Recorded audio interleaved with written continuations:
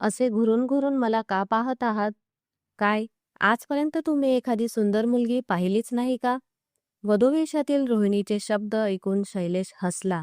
मग हसतच म्हणाला, वेडी आहेस का? मी तुझा नवरा आहे आणि तू माझी बायको. तुला नाही पाहणार तर कुणाला पाहणार?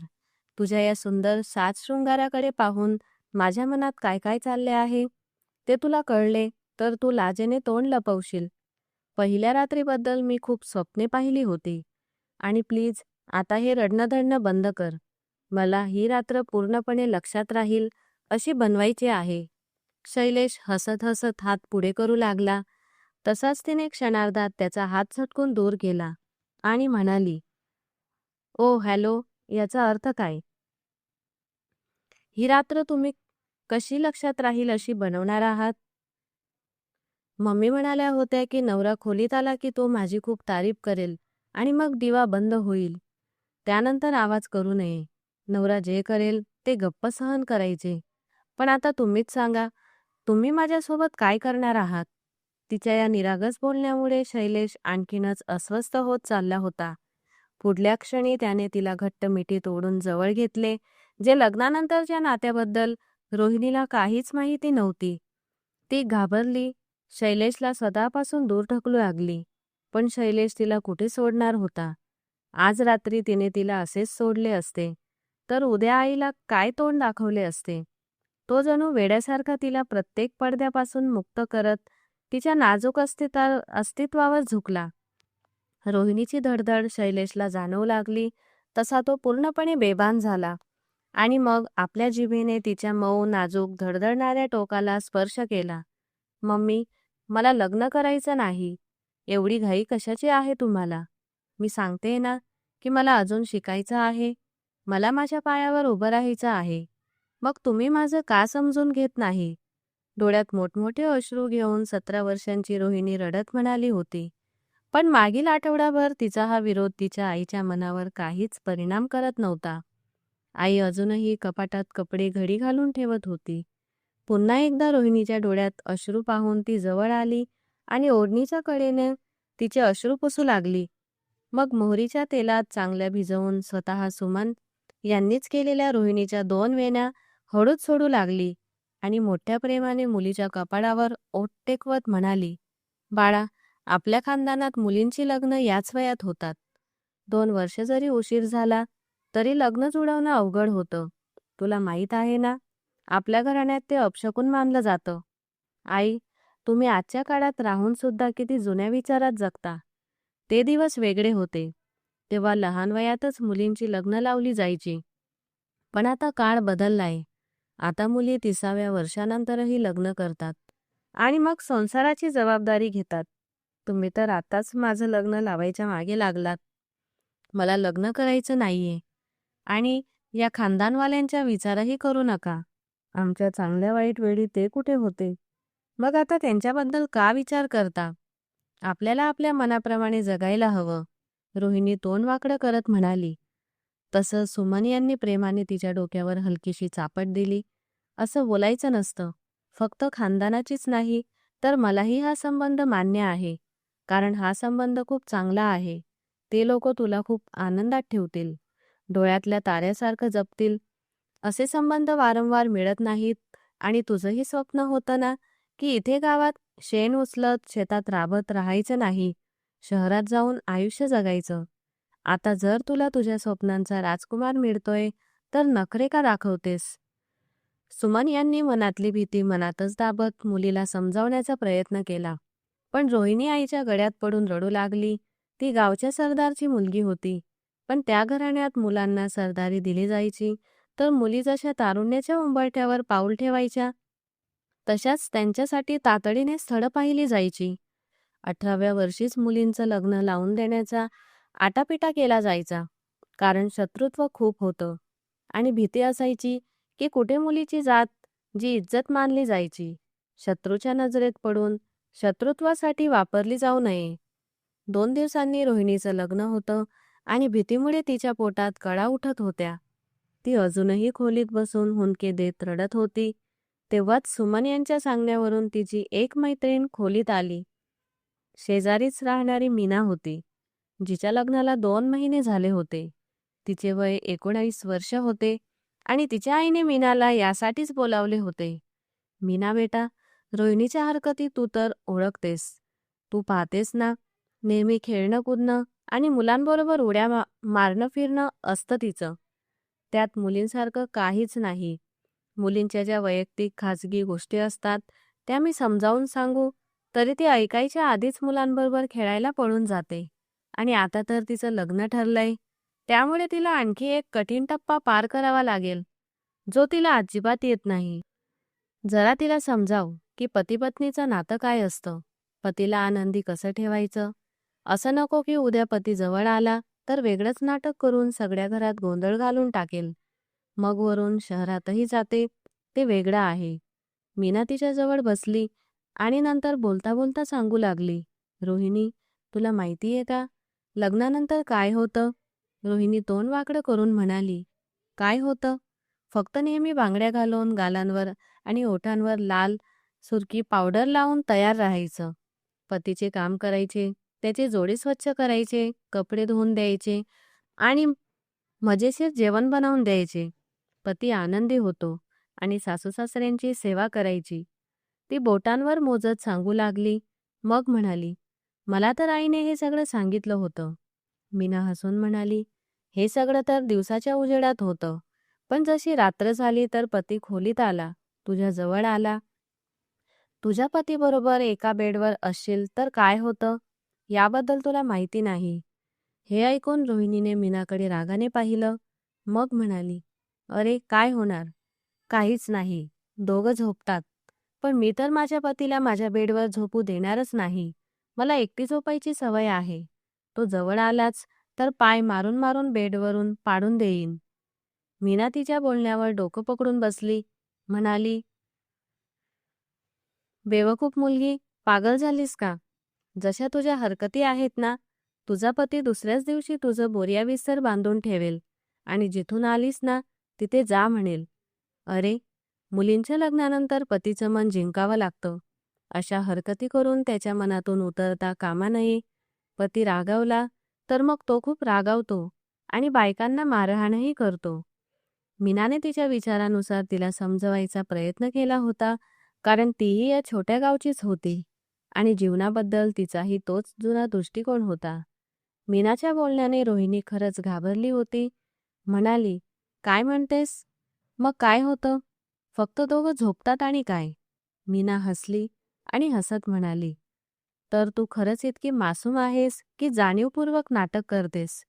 रोहिणी म्हणाली, काय म्हणतेस? याशिवाय आणखी काही होतं का? मीना म्हणाली, बरं हे सांग, बाळ कसं जन्माला येतं? ती म्हणाली, जेव्हा मुलीचं लग्न होतं, 1 वर्षानंतर तिच्या घरचे तिला हॉस्पिटलला घेऊन जातात आणि मग बाळ होतं.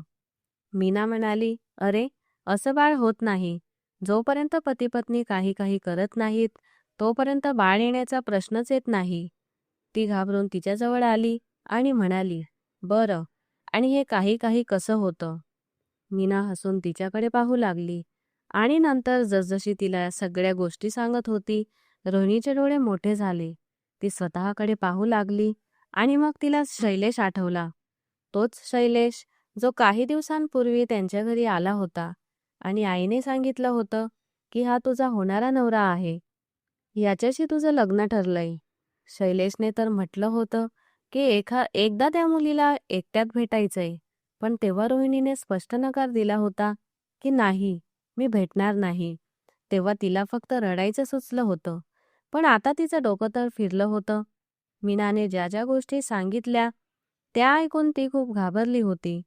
मीनाला म्हणाली, मग तर खूप दुखत असेल ना?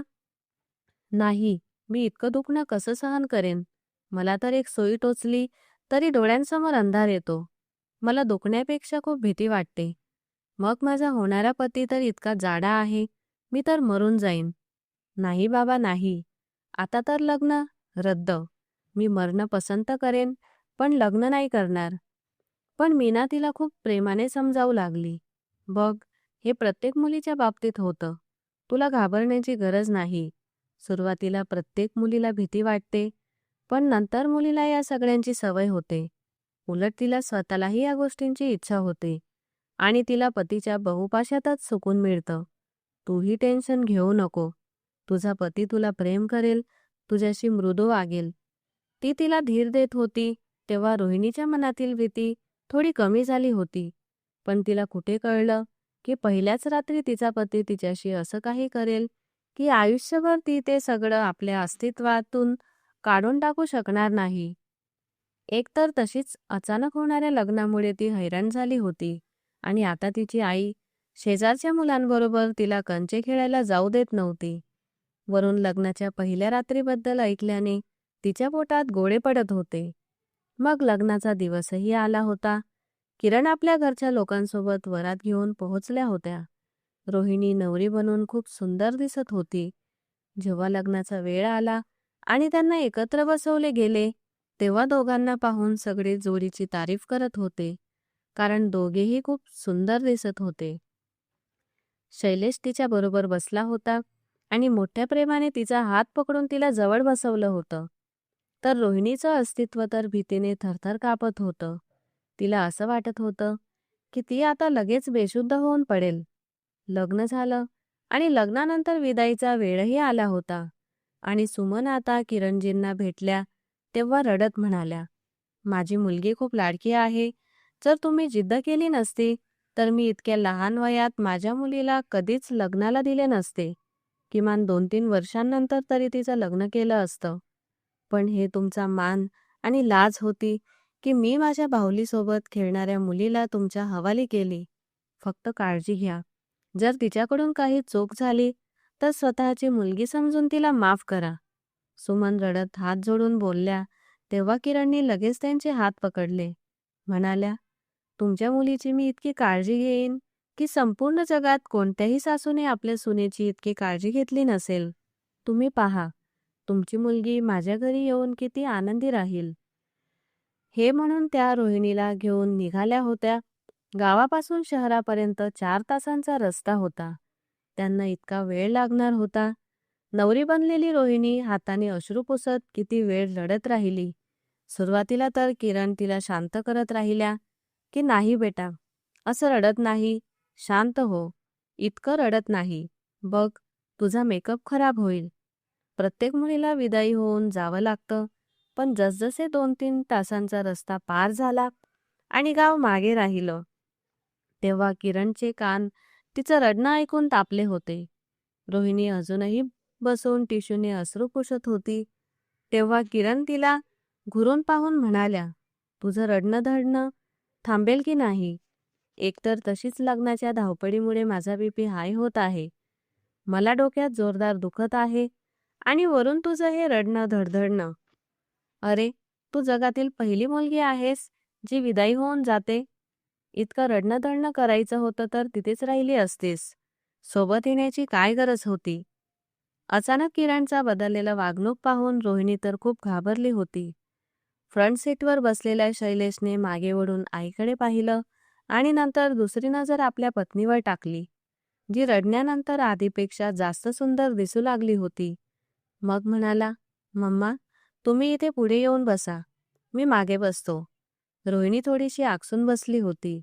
किरण पुढे गेल्या आणि शैलेश तिच्या जवळ येऊन मागे बसला होता आणि खूप जवळ बसला होता.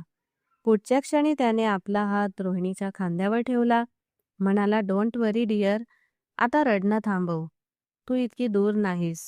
बघ, जेव्हा तू म्हणशील तेव्हा मी तुला तुझ्या आईवडिलांकडे भेटायला घेऊन येईन. आमचं नवं लग्न झालंय, मला तुझ्याबरोबर चांगला वेळ घालवायचा आहे. असं रडत रडत तू स्वतःला आजारी करशील तर मी तुझ्याबरोबर हा सुंदर वेळ कसा घालवेन? पहिल्यांदा एखाद्या माणसाने रोहिणीला असा स्पर्श केला होता तेव्हा रोहिणी कापून राहिली होती. तो तिच्या खांद्यावर हात हळूहळू रगडत खाली घेऊन जात होता आणि त्याच्या बोटांनी रोहिणीच्या ब्लाऊजच्या वर तिच्या ब्राच्या स्ट्रेप बरोबर खेळत होता. सोबतच तो मोठ्याने हसून म्हणाला, बस, आता अश्रू थांबव. घरी पोहोचल्यावर मी तुझ्याबरोबर माझ्या खोलीत बंद होईन आणि मग आमची प्रेमाची रात्र सुरू होईल. जर त्यावेळीही तू रडणं धडणं केलंस तर माझा मूड खराब होईल आणि मी ताबडतोब फोन करून तुझ्या आईला तुझी तक्रार सांगेन की ही कशी मुलगी तू मला दिलीस, जिला स्वतःच्याच पतीचं मन राखायलाही येत नाही. हे ऐकून ती लगेच घाबरली होती. म्हणाली, नाही नाही, प्लीज तुम्ही माझ्या आईला काहीही सांगू नका. ती खूप ओरडते. तिच्या कमरेवर फिरणारा शैलेशचा हात तिला विचित्र वाटत होता. माहीत नाही का, तिला शैलेशचा हा स्पर्श आतून काही सुकून देत नव्हता. ना तिला लाज वाटत होती, ना तिचे गाल लाल झाले होते, ना तिचं हृदय धडधडत होतं.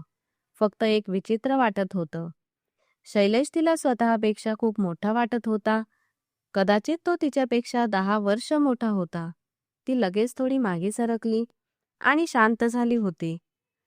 त्यानंतर शैलेश संपूर्ण रस्त्यावर तिच्याशी बोलत राहिला, जोपर्यंत ते घरी पोहोचले. रोहिणी बरीच सावरली होती आणि चेहऱ्यावर हसूही सजवले होते.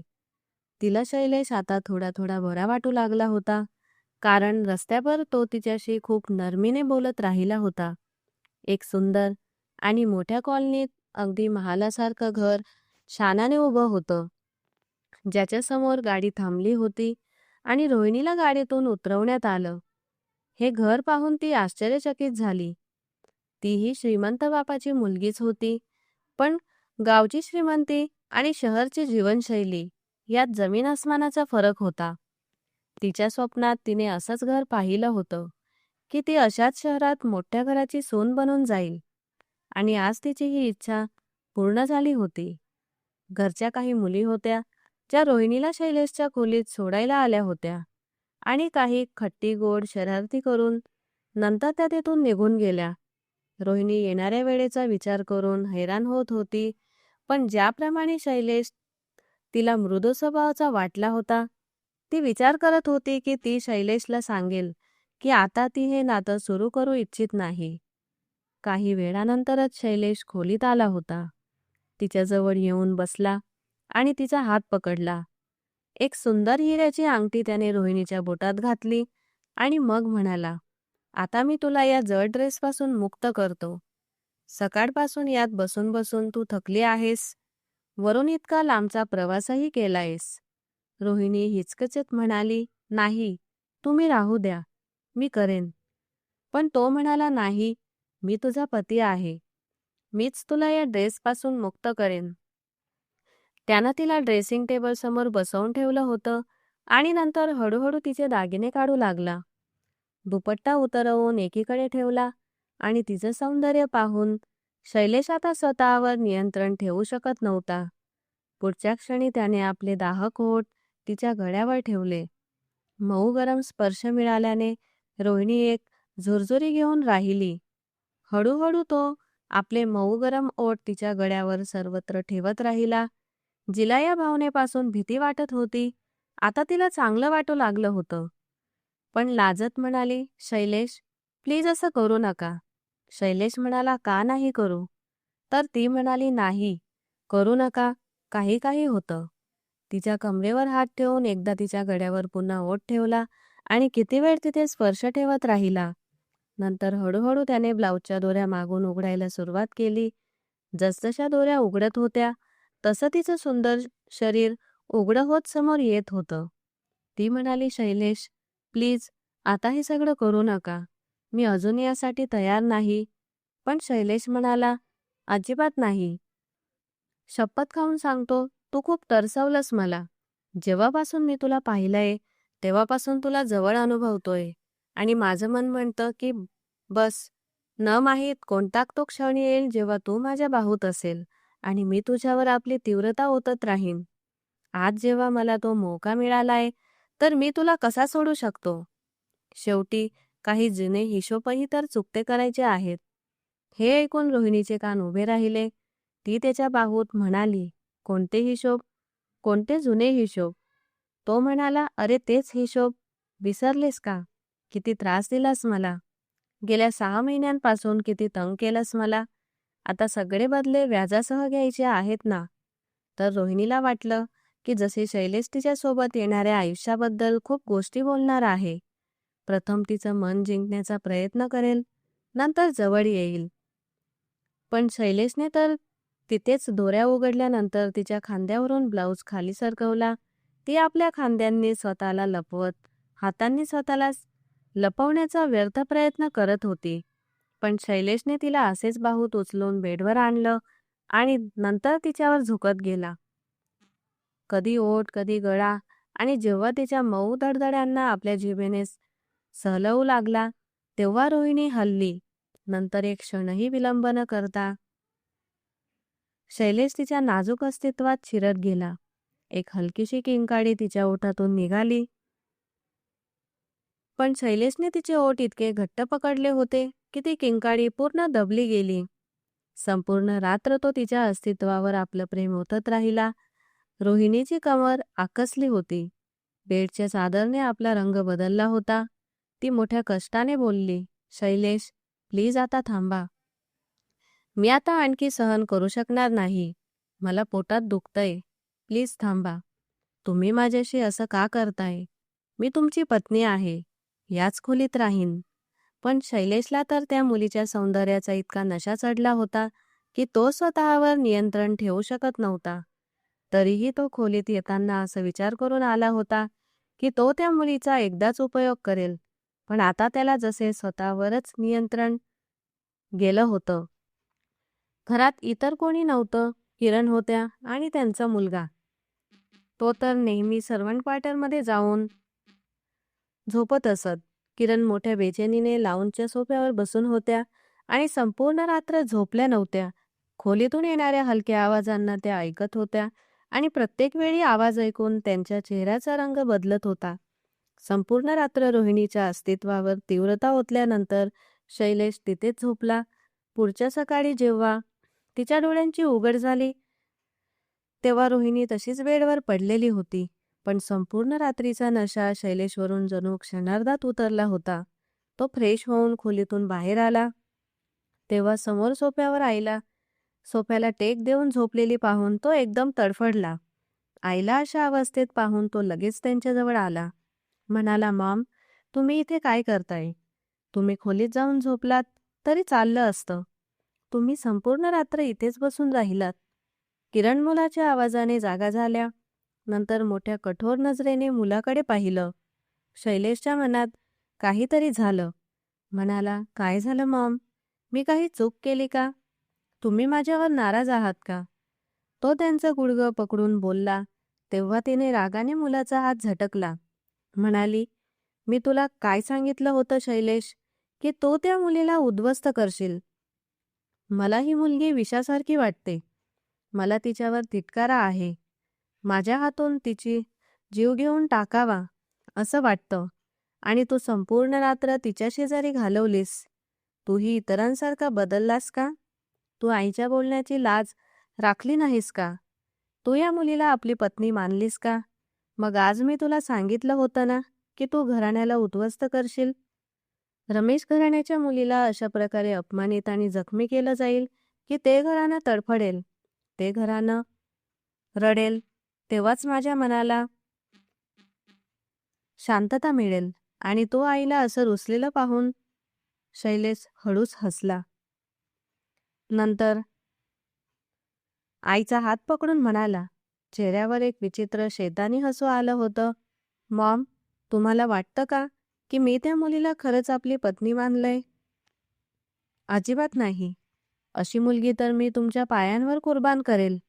मी त्या मुलीला पूर्णपणे उद्ध्वस्त केलंय आणि आता इतक्या प्रमाणात उद्ध्वस्त केलंय की ती आता कोणत्याही दुसऱ्या माणसाच्या लायकीची राहिली नाही. तुम्हाला हेच तर हवं होतं ना की मी तिला इथे आणल्यानंतर रातोरात घटस्फोट देऊन इथून हाकलून देईन. रमेश घराणं आपल्या मुलीला शोधत राहील आणि तुम्ही मनातील राग काढून घ्याल. पण मी तिला संपूर्ण रात्र अशा प्रकारे वापरलंय की ती माझ्यानंतर कोणत्याही दुसऱ्या माणसाच्या लायकीची राहिली नाही आणि ती आता पुरुषांच्या सावलीनेही घाबरेल. अशा प्रकारे तिच्या अस्तित्वात भीती रुजवली मी. हे ऐकून किरणच्या चेहऱ्यावरही शैतानी हसू आलं. दोघं आई आणि मुलगा याची खबर नसताना आतून तडफडणारी रोहिणी, जी काही वेळापूर्वीच उठली होती आणि मोठ्या कष्टाने लंगडत चालली होती, ती दारापर्यंत आली होती जेणेकरून किरणकडून पेनकिलर घेऊ शकेल. त्यांच्या दोघांचं बोलणं तिने ऐकलं होतं. किरण म्हणाल्या, मग आता उशीर कशाचा? त्या कचऱ्याला आपल्या खोलीतून उठव आणि इथे माझ्यासमोर आण. ज्या अवस्थेत आहे त्या अवस्थेत आण आणि त्या मुलीला घरातून धक्के देऊन हाकल. घटस्फोट देऊन आज माझा बदला पूर्ण होईल. आज माझ्या मनाला शांतता मिळेल. किरण मोठ्या तिरस्काराने बोलल्या आणि शैलेश, जो आईच्या बोलण्यावर बालपणापासूनच आतापर्यंत डोकं खाली घालत होता आणि आईच्या सांगण्यावर प्रत्येक चुकीचं काम केलं होतं, चेहऱ्यावर कठोरता घेऊन खोलीच्या दिशेने आला होता. पण दारासमोरचं उघडं दृश्य पाहून त्याचे पाऊल एका क्षणासाठी थांबले, कारण रोहिणी बेडवर नव्हती. त्याने बाथरूमचा दरवाजा ठोठावला तर तो आतून लॉक होता. तो तिथेच उभा राहून वाट पाहू लागला की ही मुलगी बाथरूममधून बाहेर आली की उभं राहून तिच्या तोंडावर घटस्फोटाचे कागद फेकून देईल, जे त्याने खूप आधीच बनवून ठेवले होते. जेव्हा अर्धा तास गेला आणि बाथरूमचा दरवाजा उघडला नाही आणि आतून कोणताही आवाज आला नाही, तेव्हा तो रागाने दरवाजा ठोठावू लागला. जेव्हा त्याने दरवाजाचा लॉक तोडून आत पाहिलं, तेव्हा दोघं आई मुलग्यांचे तोंड उघडे राहिले, कारण बाथरूमचं छत उघडं होतं. आत एक स्टूल पडला होता, पण तिथे रोहिणी नव्हती. तिने बाथरूमच्या छतातून खाली बाल्कनीत उडी मारली होती आणि तिथून बाहेर अंगणात जाणाऱ्या पायऱ्या उतरून ती घरातून पळून गेली होती. किरण ओरडल्या, कुठे गेली ही मुलगी? शैलेश, मी तुला विचारते, कुठे गेली ही मुलगी? तिने आपलं बोलणं ऐकलं का? जा आणि त्या मुलीला शोधून आण. माझ्या बाजूने हवं तर तिला मारून टाक, पण ती मुलगी सुखरूप आपल्या घरच्यांकडे जाऊ नये. शैलेश म्हणाला, रिलॅक्स मॉम, रिलॅक्स. जर तिच्या घरच्यांनी काही बोलण्याचा प्रयत्न केला किंवा प्रश्न विचारला तर मी स्पष्ट सांगेन की ती तर एखाद्या प्रियकरासोबतच पळून गेली आणि मी तिला ओळखतही नाही. तुम्ही अजिबात काळजी करू नका. प्लॅन ए काम नाही आला तर आम्ही प्लॅन बी वापरू. तो गाडीची चावी उचलून खोलीतून बाहेर निघाला आणि नंतर रोहिणीला शोधण्यासाठी तेथून निघाला. पण रोहिणी स्वतःला काळ्या चादरीत लपेटून तिथल्या मागील गल्लीतल्या मंदिरातच लपून बसली होती. जायची तर जायची कुठे? तिला परत जाण्याचा रस्ताही माहीत नव्हता आणि तिच्याकडे पैसेही नव्हते.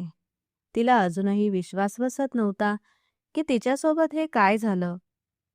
तिला आपल्या आईवडिलांवरही राग येत होता, ज्यांनी विचार न करता तिचं लग्न अशा लोकांमध्ये केलं होतं, जो कुठल्या तरी गोष्टीचा बदला तिच्याकडून घेत होता. रोहिणीला आजपासून 6 महिन्यांपूर्वीचा तो काळ आठवू लागला. शैलेशचं तिच्या आयुष्यात येणं आणि वारंवार लग्नासाठी आग्रह धरणं. त्यामागे नक्कीच काहीतरी गुपित दडलं होतं, ज्याची रोहिणीला आधी कल्पनाच नव्हती. नेहमीप्रमाणे शाळेला सुट्टी होताच रोहिणी थेट शाळेबाहेर असलेल्या काका राजेश यांच्या दुकानावर गेली होती. तिथे तिची आवडती चिंचेची कॅन्डी नेहमीप्रमाणे होती. तिने पटकन बॅगेतून 50 रुपये काढले आणि काका राजेशला देत म्हणाली, काका, पटकन 50 रुपयांची चिंचेची कॅन्डी द्या. काका थोडे आश्चर्यचकित झाले. म्हणाले, अगं, मी तुला 50 रुपयांची चिंचेची कॅन्डी देईन. मला तर फायदाच होईल, पण एवढी चिंच खाणं चांगलं नसतं. काय काय घाण घालून बनवतात कोण जाणे. थोडा तरी आपल्या तब्येतीचा विचार कर. पण त्यावेळी रोहिणीला या गोष्टी कळायच्या कुठे? तिला सुरुवातीपासूनच आंबट पदार्थ फार आवडायचे. घरी सुमन तिला अशा गोष्टी खाऊ देत नसत आणि वडील तर स्वभावानेच कडक होते. रोहिणीने कधीच वडिलांकडे हट्ट केला नव्हता. तिला माहीत होतं, हट्ट केला तरी तो पूर्ण होणार नाही. घरी पोहोचेपर्यंत ती वाटेतच चिंचेची सगळी कॅन्डी चटकारे घेत संपवायची. आजही नेहमीसारखीच हातात कॅन्डीचं पाकिट उघडून खात चालली होती. पुढे जाताना निष्काळजीपणे तिला हे लक्षातच राहिलं नाही की समोरून एक मोठी काळ्या रंगाची गाडी येत आहे. रोहिणीला भान येईपर्यंत तिच्या हातातील सगळी पाकिटं खाली पडली होती आणि समोरच्या गाडीवाल्यानेही जोरात ब्रेक लावले होते. तो रागाने गाडीतून उतरला आणि ओरडत म्हणाला, आंधळी झाली आहेस का? दिसत नाही का?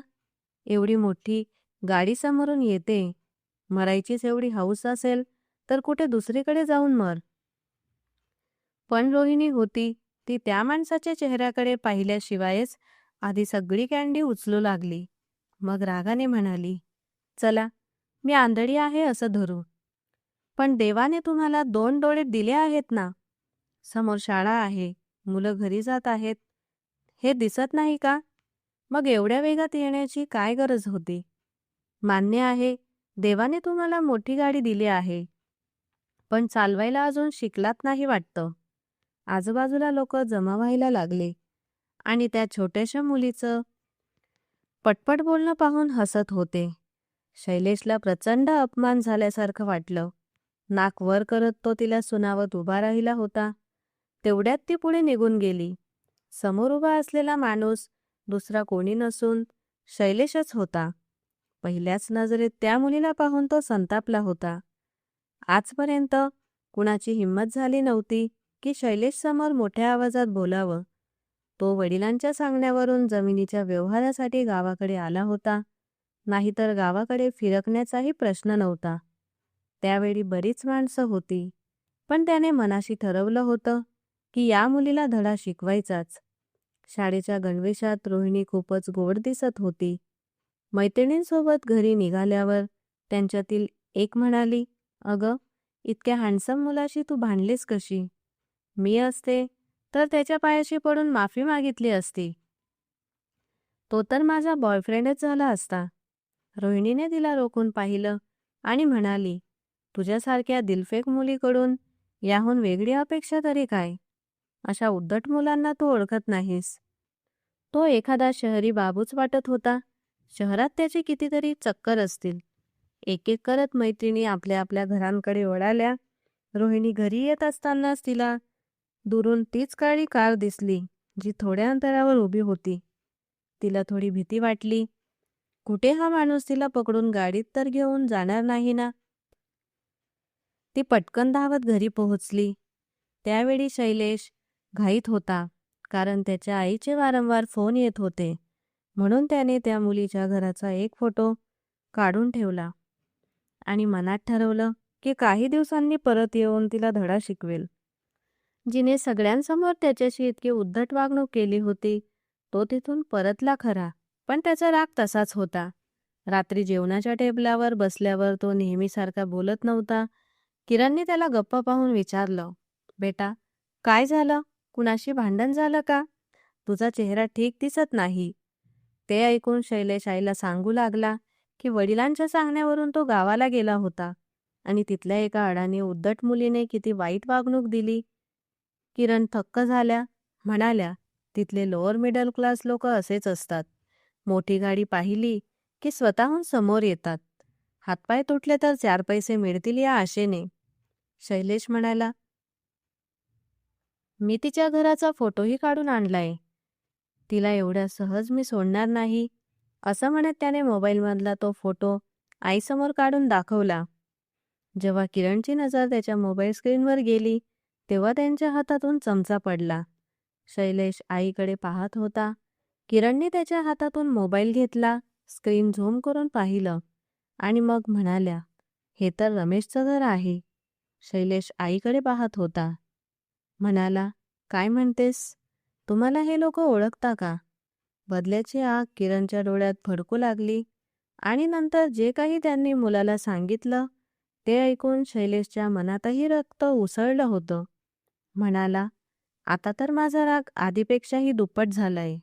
बघा माम, मी त्या मुलीला कशी सरळ करतो. हे ऐकून किरणच्या चेहऱ्यावर एक कमी भरलेलं हसू आलं होतं. दुसऱ्या दिवशी जेव्हा रोहिणी पुन्हा शाळेतून बाहेर आली, तेव्हा तिला बाहेर तीच काळी गाडी दिसली, ज्याला पाहून ती थोडी घाबरली होती. पण शैलेश त्या गाडीतून बाहेर येऊन आता उभा राहिला होता. ज्याप्रमाणे तो हँडसम आणि ड्रेसिंग करून दिसत होता, शाळेतील मुली त्याला पाहून मरायला तयार होत्या. तरीही तो त्यांच्यापेक्षा वयाने खूप मोठा होता, पण त्यांना तो पूर्णपणे नोबलच्या हिरोसारखा वाटत होता.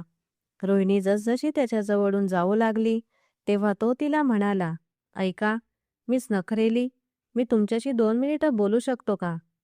हे ऐकून रोहिणीनेही त्याच्याकडे वळून पाहिलं.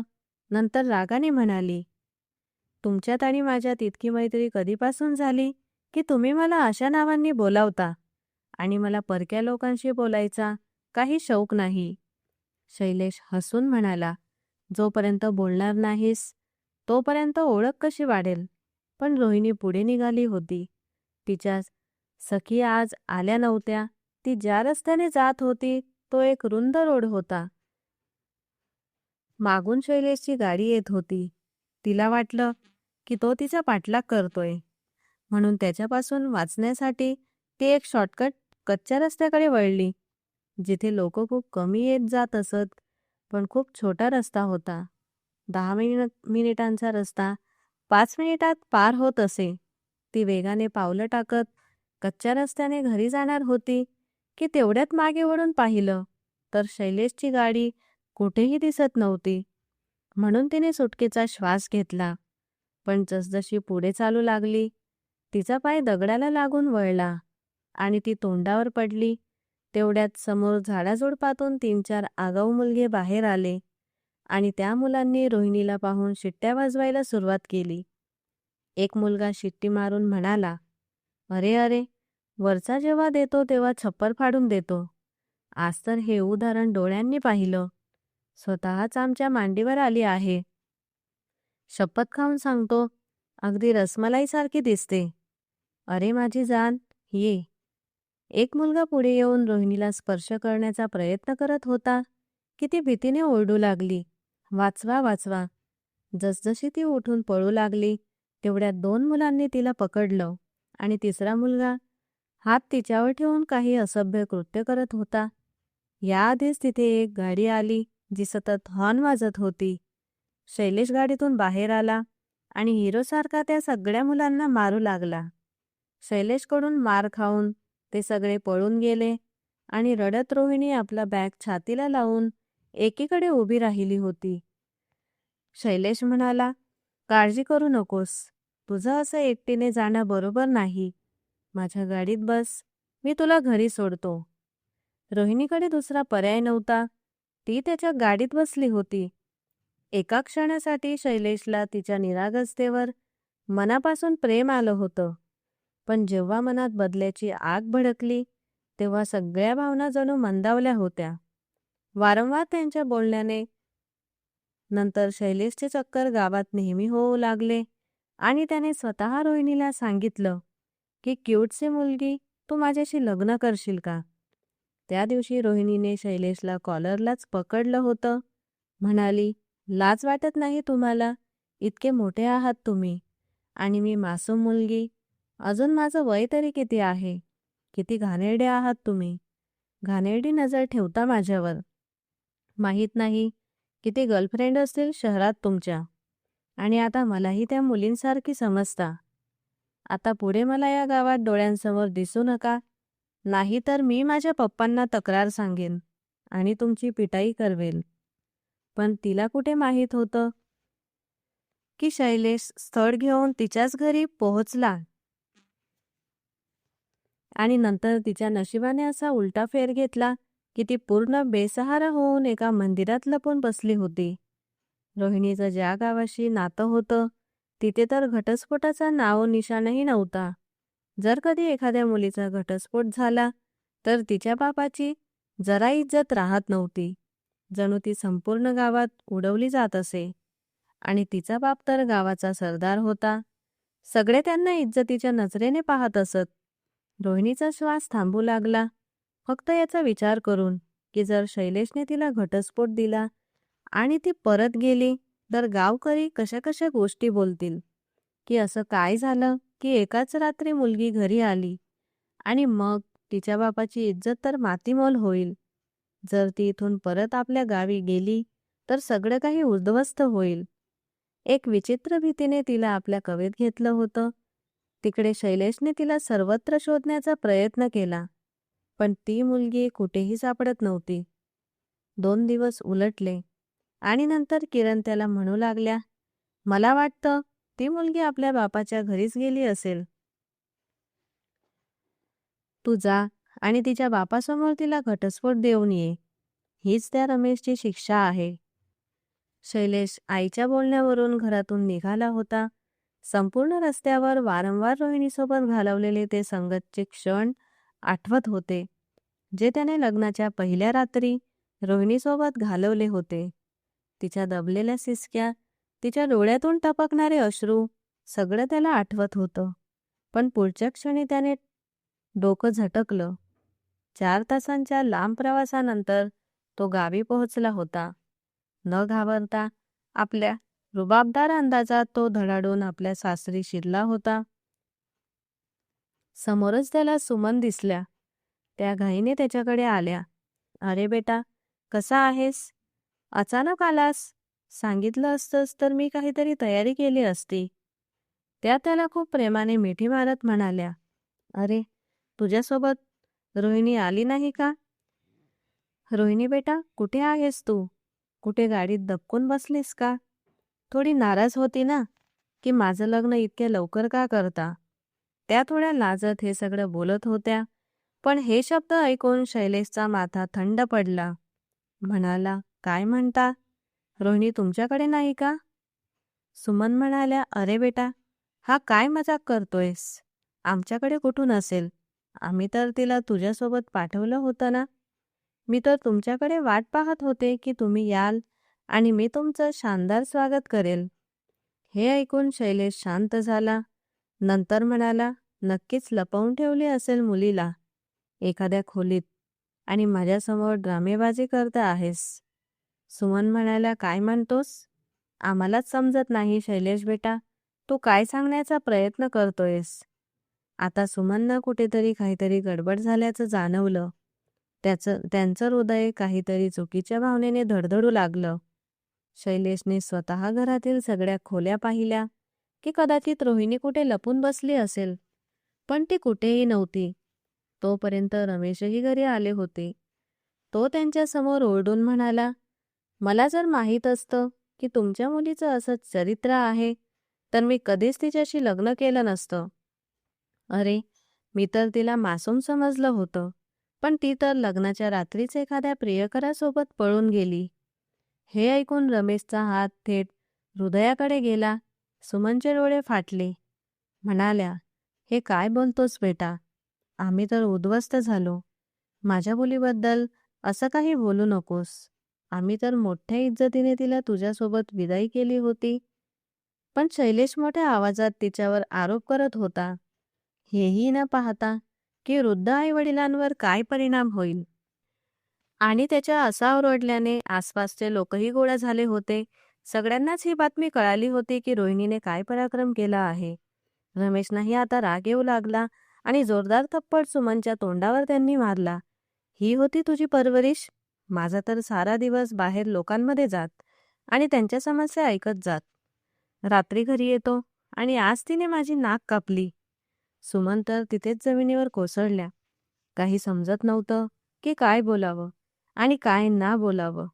त्यांना फक्त याचीच चिंता होती की शेवटी मुलगी गेली तर गेली कुठे. त्यांचं मन हे मानायला तयार नव्हतं की ती एखाद्या मुलासोबत फरार झाली. रमेश म्हणू लागले, "आता ती मुलगी मला पुन्हा या गावात दिसली तर मी तिचा जीव घेईन." संपूर्ण गावात हळूहळू ही बातमी पसरली होती. तिथे शैलेश जेव्हा परत आला तेव्हा मोठ्या विजयाच्या अंदाजात आईला सांगू लागला, "मॉम, तुम्ही जे सांगितलं होतं ते मी करून आलोय. आज तुमचा बदला पूर्ण झालाय." संपूर्ण गावासमोर त्या रमेशची नाक कापली गेली. तो आता कोणाला तोंड दाखवण्याच्या लायकीचा राहिला नाही. आनंदाने किरणच्या हसण्याचा आवाज ऐकू आला. त्या म्हणाल्या, "आज माझ्या बहिणीच्या आत्म्याला शांती मिळाली असेल. तिच्या आत्म्याला थंडावा पडला असेल. जे जखम रमेशने तिला दिले होते, आज नक्कीच त्या जखमांवर मलम लावली गेली असेल."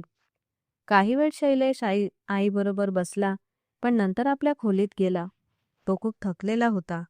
डोळे बंद करून झोपायला लागला, पण वारंवार रोहिणी नववधूच्या रूपात डोळ्यांसमोर येत होती. झोप डोळ्यांपासून कोसो दूर गेली होती. गेल्या 3 तासांपासून तो फक्त कुशी बदलत होता. एक विचित्र बेचैनीने त्याला जखडून ठेवलं होतं. वारंवार हा विचार येत होता की जर ती मुलगी घरी गेली नाही तर मग कुठे आहे. नक्कीच तिने बोलणं ऐकूनच पळ काढला, पण गेली तरी गेली कुठे? कुठे ती चुकीच्या हातात पडली नाही ना? पण पुढच्या क्षणी किरणचा तिटकारा आणि नफरत भरलेल्या बोलण्यांनी जेव्हा शैलेशच्या मनावर आणि डोक्यावर वर्चस्व गाजवलं, तेव्हा तो पुन्हा तिचा तिरस्कार करू लागला.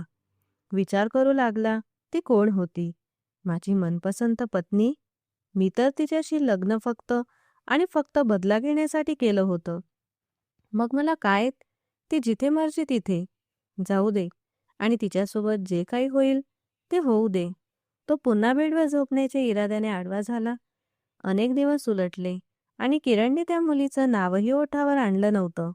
किरणच्या मनात मुलासाठी प्रेम आधीपेक्षाही जास्त वाढलं होतं. किरणची धाकटी बहीण होती, जिचं नाव माया होतं, आणि किरण आपल्या धाकट्या बहिणीला जीवापासून प्रेम करत होती. पूर्णपणे स्वतःच्या मुलीसारखं प्रेम करत आली होती. आईवडिलांच्या मृत्यूनंतर किरणची धाकटी बहीण तिच्या बरोबरच राहू लागली होती. रमेश घराण्याशी त्यांचे संबंध सुरुवातीपासूनच खूप चांगले होते. रमेशचे आईवडील आणि किरणचे आईवडील एकमेकांना पूर्ण सख्या भावांसारखं प्रेम करत असत. तरीही त्यांचं नातं फक्त मैत्रीचं होतं.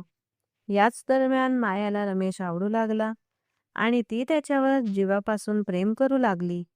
बोलण्यातच नात्याची गोष्ट पुढे गेली आणि त्यांचं लग्न पक्क झालं. पण जेव्हा रमेशला हे कळालं, तेव्हा त्यांच्या रागाला सीमा राहिल्या नाहीत. त्यांना तर सुमन आवडत होती आणि ते तिच्याशीच लग्न करू इच्छित होते. त्यांनी लगेच नकार दिला आणि म्हणाले, मी मायाशी लग्न करणार नाही. हे शक्य नाही. तुम्ही पाहिलं नाही का ती कशी आहे? नेहमी कुपनजवळ उभी असते. ये जा करणारे गावातील आवारा मुलगे तिला पाहत राहतात. कधी उड्या मारून शेतातून ऊस चोरत असते. दुपट्टा तर जणू घ्यायचं विसरतेच. मी अशा मुलीशी लग्न करणार नाही. या बोलण्याने तिचं मन खूप दुखावलं. पण रमेशने स्पष्ट नकार दिला की मी मायाशी नव्हे तर सुमनशी लग्न करणार. जबरदस्तीने घरच्यांनी लग्नाचा दिवस ठरवला होता, कारण दोन्ही मित्र आपलं नातं खराब करू इच्छित नव्हते. पण अगदी लग्नाच्या वेळी रमेश घरी आलाच नाही. किती वेळ ती नवरी बनून त्याची वाट पाहत राहिली. संपूर्ण गावात त्यांची बेइज्जती झाली आणि रमेशने तिला स्वीकारलं नाही. तिचं मन इतकं मोडलं की तिने स्वतःचा जीव घेतला. किरण ओरडत म्हणू लागली, तू माझ्या बहिणीचा खून केलास. तू स्वतःच्या हातांनी माझ्या बहिणीला मारलंस. ती तुझ्या प्रेमात मेली. तू तिचा खून करणारा आहेस. पण रमेश म्हणाला, मी आधीच सांगितलं होतं की माझं तिच्याशी काहीच नातं नाही. पण तुम्ही जबरदस्ती कराल तर असंच काहीतरी होणार होतं. बहिणीच्या मृत्यूचं दुःख मनात घेऊन किरण कधीपासून जळत भडकत होती आणि आज रमेशचीच मुलगी आपली सून बनवून घटस्फोट करवणं कदाचित किरणसाठी बहिणीचा बदला पूर्ण करणं होतं. वेळ वेगाने पुढे सरकू लागला. किरणने तर मुलासाठी पुन्हा मुली पाहायला सुरुवात केली होती. पण तो आता रोहिणीच्या आठवणींमध्ये बुडालेला होता. त्याला आश्चर्य वाटत होतं की ती मुलगी फक्त एका रात्रीसाठी त्याच्याजवळ होती. त्याने एका रात्रीतच तिला आत्तापर्यंत भरून काढलं होतं आणि आईच्या सांगण्याप्रमाणे तिच्यावर किती कठोरता केली होती. पण जसजशी ती दुःखाने तडफडत होती, शैलेशला आता आठवतं तेव्हा त्याचा विवेक त्याच्या तोंडावर थाप मारत होता. त्याला खूप दुःख होत होतं की त्याने त्या बालिश मुलीवर इतका अन्याय का केला. अनेकदा त्याने तिला शोधण्याचा प्रयत्न केला आणि गावातही लोक पाठवून विचारलं की रमेशच्या घरी त्यांची मुलगी परत आली का. पण त्यांचं म्हणणं होतं, नाही. रमेशने स्पष्ट सांगितलंय की जर माझी मुलगी गावात कुठेही दिसली तर मी तिचा जीव स्वतःच्या हातांनी घेईन. शैलेश दुःखाने खोल श्वास घेऊन राहिला. हळूहळू रोहिणीचं प्रेम त्याच्या अस्तित्वात धावू लागलं. रात्री त्याला झोप येत नव्हती. डोळ्यांखाली काळे वर्तुळे पडू लागले आणि किरण मुलाची ही अवस्था पाहून आतूनच तुटत राहिल्या. ती विचारत होती की तुला काय झालंय? व्यवसायात नुकसान होतंय का? पण तो काही करून आईला सांगू शकत नव्हता की त्याला कोणता रोग लागला आहे. इतकंच नाही तर 6 महिने उलटले होते. एक दिवशी गावातून अचानक खबर आली की साहेब, गोदामात आग लागली आहे, लवकर या. शैलेश एकदम घाबरून उठला. आईला न सांगता त्याने गाडीची चावी उचलली आणि घाईघाईने घरातून गावाकडे निघाला. खूप जोरदार पाऊस पडत होता आणि त्याच पावसात वेगाने ड्रायव्हिंग करत तो गावी पोहोचला. एका नोकराने गोदामात बसून सिगारेट ओढायला सुरुवात केली होती आणि सिगारेट विझवल्याशिवायच तिथेच फेकून बाहेर आला होता. त्यानंतर तिथे आग भडकली होती. आगीच्या ज्वाला आकाशाशी बोलत होत्या. फायर ब्रिगेडला बोलावलं गेलं, जे गावातील कच्च्या रस्त्यांमुळे खूप उशिरा गोदामापर्यंत पोहोचले आणि मग आग विझवली गेली. पण तोपर्यंत शैलेशला खूप मोठं नुकसान झालं होतं. सकाळची पहाट फुलली होती तेव्हा त्याला एका बाजूने गावातील जमीन आणि गोदामाची देखभाल करणाऱ्या हरीश काकांचा आवाज आला. एकतर नेहमी तुझं नाटक संपतच नाही. जा आणि गोदामाची साफसफाई कर. धान्याच्या बोऱ्या उचलून बाहेर काढ आणि स्वच्छ सामान एकीकडे ठेव. जळलेलं सामान वेगळा कर. हरीश ज्या रुख्या अंदाजात बोलत होता, शैलेशने वळून तिकडे पाहिलं, जिथे एक मोठ्या चादरीत मुलगी तोंड लपवून बसली होती. शैलेशच्या कपाळावर आठी पडल्या. म्हणाला, हरीश, मी तुला सांगितलं होतं ना, इथे कोणतीही बाई काम करणार नाही. तू फक्त पुरुषच ठेवशील. हे ऐकून हरीश म्हणाला, अरे साहेब, मी तर या मुलीला खूप मनाई केली होती की काम नाही, पण तरीही तिनं ऐकलं नाही. म्हणाली, काम द्या, मला कोणी आधार नाही, वरून आई होणार आहे म्हणून वेगळं. नेहमी एकीकडे पडलेली असते, तापात तापत राहते. तिच्याकडून काही काम होत नाही. फक्त मोफत रोट्या खाण्यासाठी ती आली आहे. त्याच्या बोलण्यावर शैलेशने त्याला डपावलं. म्हणाला, शटअप, तुला बोलायची पद्धत नाही का? तोपर्यंत ती मुलगी उठून गोदामात साफसफाई करू लागली होती. तिथे इतर काही नोकरही होते, ज्यांच्यासोबत मिळून ती साफसफाई करत होती. पण शैलेशची नजर तिच्या अस्तित्वावरच खेळली होती, ज्याने आपलं तोंड लपवून ठेवलं होतं. काही वेळानंतर जेव्हा शैलेश गोदाम पाहण्यासाठी आत गेला, अचानक ती मुलगी जोरजोरात खोकत त्याच्यासमोर आली. खोकत खोकत तिचा श्वास ओढू लागला होता. ती पाणी मागत होती. आत खूप धूर होता, काळी राख होत होती. शैलेशने तिला बाहूने पकडून बाहेर आणलं, पण तोपर्यंत ती मुलगी बेशुद्ध झाली होती. हरीश म्हणाला, अरे साहेब, सोडा तिला, हात लावू नका. मी माझ्या बायकोला सांगतो, ती तिथल्या वैद्याकडे घेऊन जाईल. पण तोपर्यंत तिच्या चेहऱ्यावरून चादर पडली होती. शैलेशला धक्का बसला. कित्येक क्षण तो तिचा चेहरा पाहत राहिला. ही तर रोहिणी होती, त्याची पत्नी. पण तिची काय अवस्था झाली होती? तो सुंदर चेहरा कुठेही नव्हता. शैलेशने लगेच तिला आपल्या कुशीत उचललं आणि गाडी हॉस्पिटलकडे नेली. पोटावर हात ठेवून रोहिणी सतत कणत होती आणि शैलेश तर काही बोलण्याच्या लायकीचा राहिला नव्हता. त्याने तिला लगेच हॉस्पिटलमध्ये पोहोचवलं, जिथे डॉक्टरांनी तिचा उपचार सुरू केला. नर्सने शैलेशला विचारलं, ही मुलगी तुमची काय लागते? तर शैलेश म्हणाला, ही माझी पत्नी आहे. हे ऐकून नर्सचे डोळे फाटले राहिले. म्हणाली, तुम्ही खरंच बोलता आहात का? ही तर कुठूनही तुमची बायको वाटत नाही. पण शैलेशने तिला इतक्या भयानक नजरेने पाहिलं की ती शांतपणे तिचं नाव लिहू लागली. डॉक्टरांनी सगळे टेस्ट केले आणि प्रत्येक टेस्टमध्ये काही ना काही समस्या होत्या. डॉक्टर म्हणाले, तुमची पत्नी खूप कमकुवत आहे आणि अशा अवस्थेतही ती काम करते. त्यांचं बाळ आधीच खूप कमकुवत आहे आणि आता ही अवस्था. शैलेश कसेबसे बहाणे बनवून डॉक्टरांना सांगू लागला. काही वेळानंतर रोहिणीला शुद्ध आली. जेव्हा तिने डोळे उघडले तेव्हा ती हॉस्पिटलच्या बेडवर होती. जसजशी शैलेश तिच्याकडे वाढला तेव्हा शैलेशला पाहून ती लगेच बेडवरून उठू लागली. ड्रीपची सुई तिने आपल्या मनगटातून काढून टाकली, पण शैलेशने तिला पकडलं. रक्ताची पिचकारी तिच्या मनगटातून निघाली. ती म्हणाली, माझ्यापासून दूर राहा. तुम्ही इथे का आलात? इथून जा.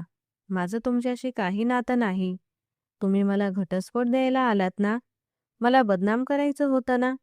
माझ्या बापाचा बदला घ्यायचा होता ना? घेतलास बदला? तू मला उद्ध्वस्त केलंस. ती एकाच श्वासात बोलत होती. डॉक्टरांनी तिला आधीच बेहोशीचं इंजेक्शन दिलं होतं. शैलेशने तिला लगेच पाहूत पकडलं होतं. तोपर्यंत डॉक्टरही आल्या होत्या. तिला पुन्हा बेडवर झोपवलं गेलं. शैलेश डोकं खाली घालून तिथेच बसला. या मुलीला त्याने कुठे कुठे शोधलं नव्हतं, पण त्याला कुठे कळलं होतं की ती त्याच गोदामात नोकरासारखी काम करत असेल. त्याला स्वतःवर राग आला की तिची इज्जत त्याच नोकरांकडून अपमानित होत राहिली. तो तिथून थेट आपल्या गाडीत गेला आणि तिथे बसून त्याने रागात स्वतःला कित्येक थाप मारल्या की मी कसा निर्लज्ज पती होतो. मी हे सगळं का केलं? त्याने आईच्या सांगण्यावरूनच हे केलं होतं. पण आता त्याला पश्चाताप झाला होता. त्याने ठरवलं होतं की रोहिणीला घरी आपल्याबरोबर घेऊन जाईल. ती तर त्याच्या बाळाची आई होणार होती. रोहिणी तिथून पळून थेट आपल्या गावी पोहोचली होती आणि जेमतेम पोहोचली होती. पण तिथे तर आधीच सगळे तिच्या जीवाचे शत्रू झाले होते. म्हणून पोट भरायच्या खातीर तिने चेहरा लपवून नोकराणीसारखं काम करायला सुरुवात केली. पण कुठे कळलं होतं की जिथे काम करत होती ते गोदामही शैलेशचं होतं. शैलेश तिच्यासमोर बसून माफी मागत होता. जेव्हा तू निघून गेलीस तेव्हा मला खूप दुःख झालं होतं. माझा भगवान जाणतो, मी तुला कुठे कुठे शोधलं नाही. मी तुझ्यावर खूप प्रेम करू लागलो होतो. पण रोहिणी म्हणू लागली, सगळं खोटं आहे. आता तरी नक्कीच हे तुमचं एखादा प्लॅन असेल, एखादं नाटक असेल. म्हणूनच तुम्ही माझ्या जवळ आलात. पण तो तिला म्हणाला, नाही, तू माझ्याबरोबर चल. तू माझी पत्नी आहेस. मी जे काही केलं ते फक्त बदल्याच्या आगीत केलं होतं. पण आता ते सगळं होणार नाही. मी तुला आणि आपल्या बाळाला आणखी त्रास होऊ देणार नाही. रोहिणीकडे दुसरा पर्याय नव्हता. काश ती जास्त शिकलेली असती तर कदाचित नोकरी करून स्वतःचं आणि बाळाचं पोट भरता आलं असतं. पण जरी ते आपलं आयुष्य कसंही घालवलं तरी आपल्या बाळासाठी तिने रक्ताचे घोट गिळले आणि शैलेशच्या बोलण्याला मान्यता दिली. तो तिला घेऊन घरी आला. जिथे किरणने तिला पाहिलं तेव्हा त्या रागवल्या. पण शैलेशने स्पष्ट सांगितलं, ही माझी पत्नी आहे, माझ्या बाळाची आई होणार आहे. ही माझ्याबरोबर याच घरात राहील. तुमच्या बोलण्याने मी आधीच तिच्यावर खूप अन्याय केलाय, पण आता नाही. मावशी आणि रमेश अंकल यांनी जे काही केलं त्याचा फैसला तुम्ही देवावर सोडा. पण प्लीज मला माझ्या पत्नी आणि बाळापासून दूर करू नका. किरण तिरस्काराने म्हणाल्या, कळतंय का? हे बाळ तुझं आहे की नाही? पण शैलेश पहिल्यांदाच मोठ्या आवाजात बोलला, बस मॉम, यापेक्षा जास्त काही बोलू नका. नाहीतर कदाचित मी तुमच्याशी कायमचे संबंध तोडेन. हे माझं बाळ आहे, माझी पत्नी आहे आणि मी यांच्यावर आता आणखी कोणताही अन्याय होऊ देणार नाही. तुम्ही माझ्या बाळाला किंवा पत्नीला काही शिव्या देऊ नका. रोहिणीला त्याला आपल्या बाजूने बोलताना पाहून खूप आश्चर्य वाटलं होतं. जी नेहमी रात्री रडत प्रार्थना करत असे, तिच्या प्रार्थना कदाचित स्वीकारल्या गेल्या होत्या. शैलेश आता तिची खूप जास्त काळजी घेऊ लागला होता. कधीकधी तर जे प्रेम तिने स्वप्नात पाहिलं होतं तसं प्रेम शैलेश तिला करू लागला होता. त्याने रडत रोहिणीकडे अनेकदा माफी मागितली की मला माफ कर, मी तुझ्याशी खूप चुकीचं केलंय. पण रोहिणी शांत राहत असे. पण जेव्हा वारंवार पती तिच्यासमोर डोकं घालून हात जोडून विनवणी करत असे तेव्हा रोहिणीचं मन मऊ झालं होतं. तिने बदललेल्या शैलेशला पाहून त्याला माफ केलं. तो जेव्हा घरी येई तेव्हा मुलासारखं तिला छातीला लावून घेई. तिच्या केसात हात फिरवत जणू ती एखादी राजकुमारी असेल. हळूहळू रोहिणीच्या मनातही त्याच्याबद्दल प्रेम आलं होतं. नंतर जेव्हा त्यांचं पहिलं अपत्य म्हणजे शैलेशचा मुलगा आला तेव्हा किरणनेही त्याच्याशिवाय राहू शकला नाही. रोहिणी खूप आनंदी होती. आपला मुलगा घेऊन ती आणि शैलेश रमेशच्या घरी गेले आणि म्हटलं, तुम्हाला जी शिक्षा द्यायची असेल ती मला द्या. मी असभ्यता केली आणि माझ्यामुळे तुमची या गावात खूप बदनामी झाली. पण मी माफी मागतो. तुमची मुलगी निर्दोष आहे, पूर्णपणे पवित्र आहे. रमेशना यावर राग तर खूप आला. ते आपल्या मुलीसमोर लाजिरवाणेही झाले की त्यांनी मुलीवर विश्वास ठेवला नाही. पण हळूहळू सगळ्या राग नाराजी धुतल्या गेल्या आणि आयुष्यात आनंद परत आला. रोहिणी शैलेश बरोबर आनंदी होती. पण जेव्हा तिला हे सगळं आठवतं आणि शैलेश आणि त्याच्या आईने केलेला तो सूड आठवतो तेव्हा ती थरथर कापते. पण हे आयुष्य आहे, ते जगावं लागतं. म्हणून ती सगळं विसरून पुढे निघाली आहे. तर मित्रांनो, कोणाला वाटतं की रोहिणीने शैलेशला माफ करून बरोबर केलं? आणि कोणाला वाटतं की रोहिणीने शैलेशला माफ करायला नको होतं? आपली आपली मतं खाली कमेंट बॉक्समध्ये नक्की द्या. कथेबद्दल तुमची काय मतं आहेत नक्कीच सांगा. कथा आवडली असेल तर प्लीज लाईक करा. भेटूया मित्रांनो पुढच्या एखाद्या नवीन आणि रोमॅन्टिक कथेसोबत. धन्यवाद.